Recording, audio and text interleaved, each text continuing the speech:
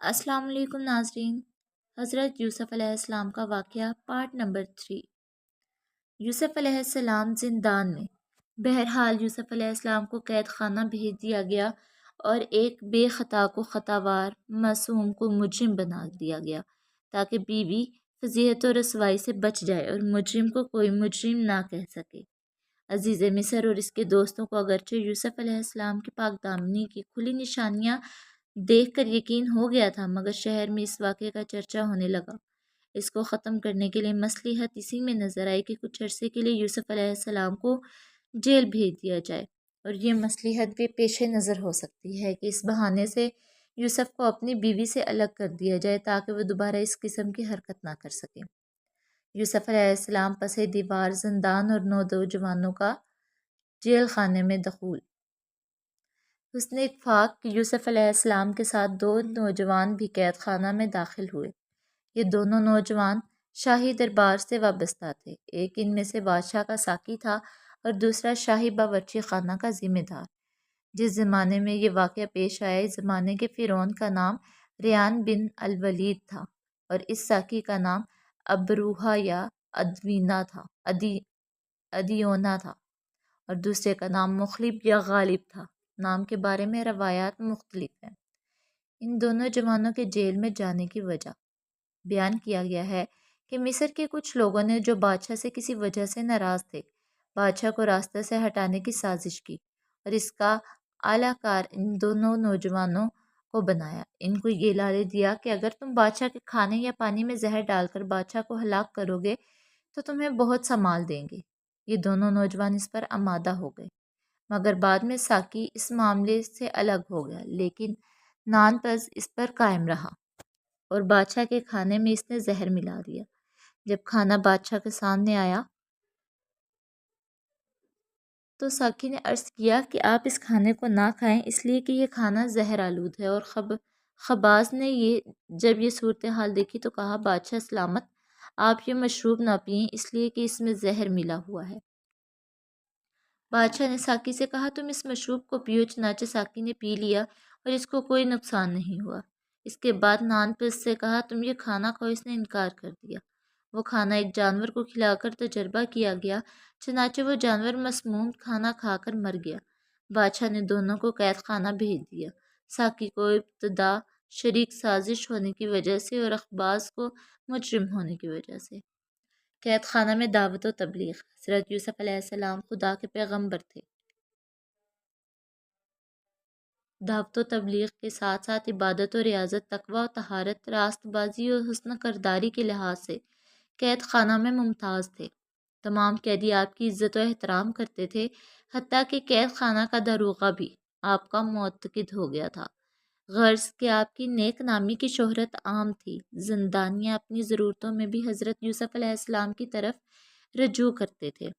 آپ ان کے ساتھ شفقت و مہربانی سے پیش آتے، اگر ان کے بس میں ہوتا تو ان کی مدد کرتے یا داروغہ سے سفارش کر کے مدد کرتے۔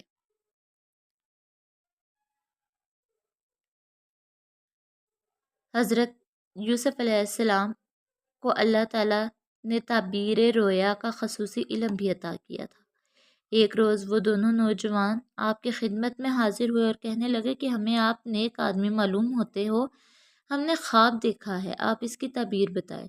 یہاں بعض مفسرین نے لکھا ہے کہ ان نوجوانوں نے کوئی خواب نہیں دیکھا تھا، محض یوسف علیہ السلام کے آزمائش کے لیے انہوں نے فرضی خواب بیان کیے تھے۔ علامہ سیوطی کی رائے بھی یہی ہے، مگر دیگر اکثر مفسرین کی رائے اس کے خلاف ہے۔ قیدیوں کے خواب۔ خلاصہ یہ کہ دونوں نوجوانوں نے اپنے خواب بیان کیے۔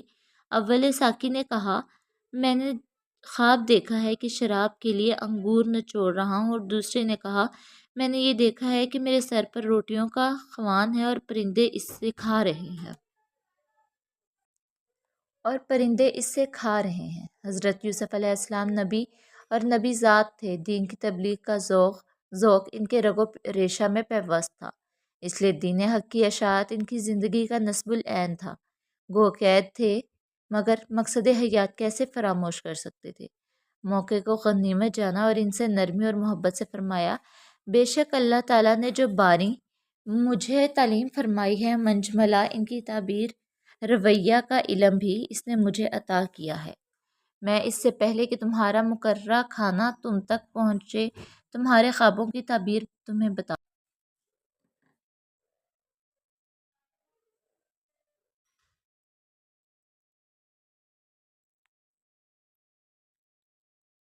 مگر میں تم سے ایک بات کہتا ہوں، ذرا اس پر بھی غور کرو اور سمجھو۔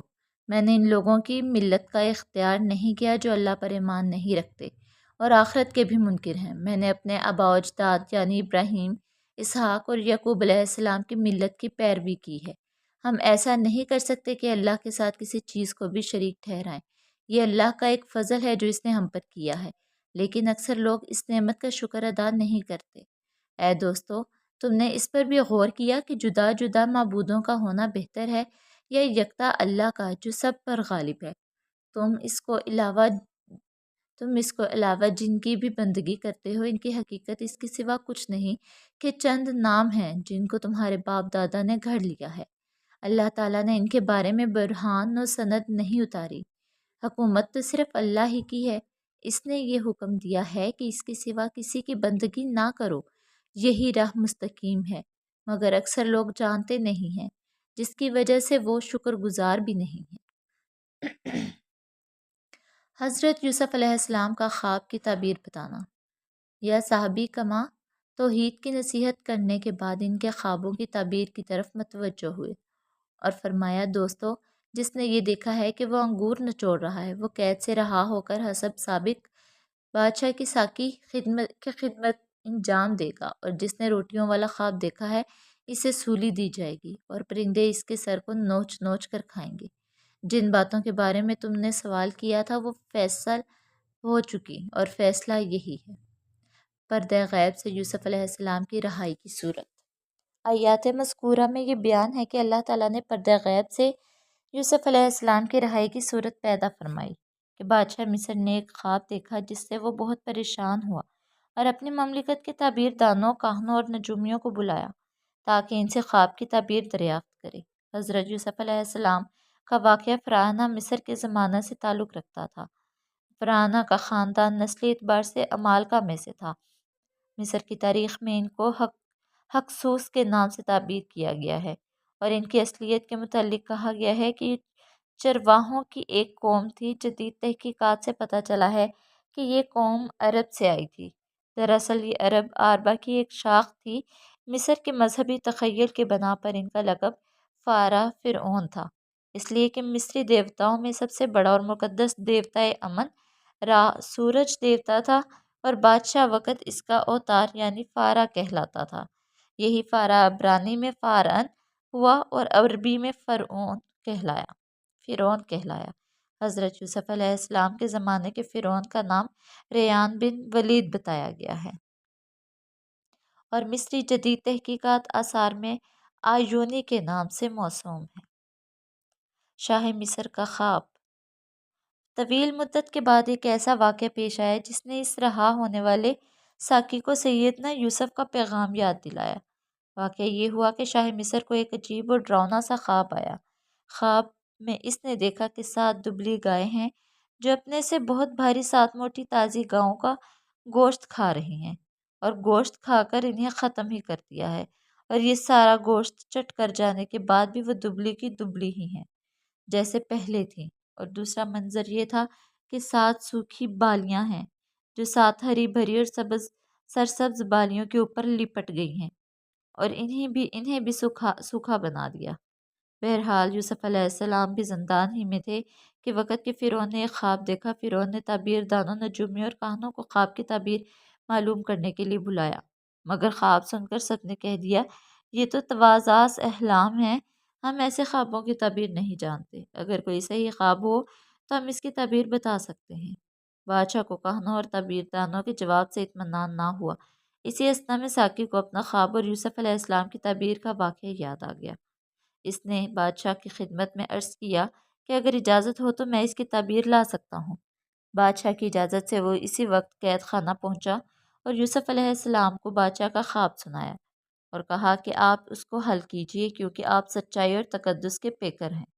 آپ ہی اس کو حل کر سکتے ہیں، اور کیا عجب ہے کہ جن لوگوں نے مجھے بھیجا ہے، جب میں صحیح تدبیر لے کر ان کے پاس واپس جاؤں تو وہ آپ کی حقیقی قدر و منزلت سمجھ لیں۔ شکریہ۔ نیکسٹ پارٹ دیکھنے کے لیے ہمارے ساتھ جڑے رہیے۔ اللہ حافظ۔ سبسکرائب کرتے رہیے، شیئر کرتے رہیے، لائک کرتے رہیے۔